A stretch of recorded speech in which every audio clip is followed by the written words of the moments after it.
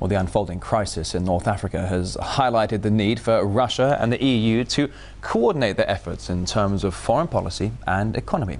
That's according to Prime Minister Vladimir Putin, who's addressed the media following the meeting with the European Commission President Jose Manuel Barroso. Let's now cross live to Brussels, and Daniel Bushell is watching the conference for us. And hi, Daniel. I must say it was quite fascinating. We were all watching the conference here. Prime Minister Putin and Barroso talking about working closely together. They covered a broad range of issues, that about visa-free travel, that about how Russian gas is crucial to keep Europe alive. They talked about many issues, also addressing the current ongoing instability in the Middle East and Arab world. What more can you tell us?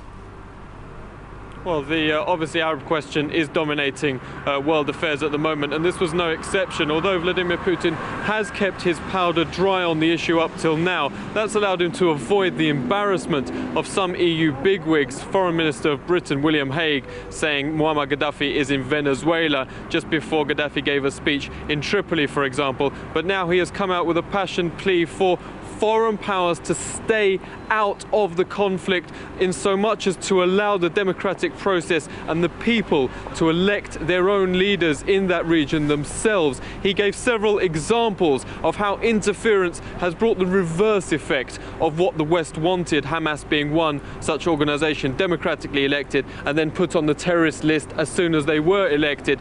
He also said that the Islamicification of North Africa was unlikely, in his view, if the democratic process was allowed to take its natural course. Of course, this is having an effect on the economy already. We're seeing Brent oil prices at $118 a barrel. Analysts say it's set to double in the short period. And he said that were Western powers to interfere, that would further damage the world economy, which is, of course, being hurt by high oil prices.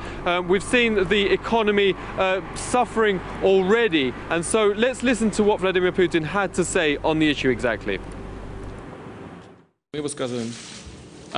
Today, we say we're concerned about things happening in Libya. Please note the following. The North African cell of Al-Qaeda is also concerned about what's happening in Libya. Do you think that's a coincidence? I would like to go back in history a little. The former leader of the Iranian Revolution, where did he live? He lived in Paris, and as a whole, he was supported by the Western community. Now, the entire Western community fights against the Iranian nuclear program. I remember just recently our partners were very active in supporting democratic elections in a Palestinian autonomy, and Hamas won. And immediately they declared Hamas a terrorist organization and started fighting against it. We need to give people a chance to determine their future themselves. We need to give them an opportunity to take a natural way, without any foreign interference, to build their future.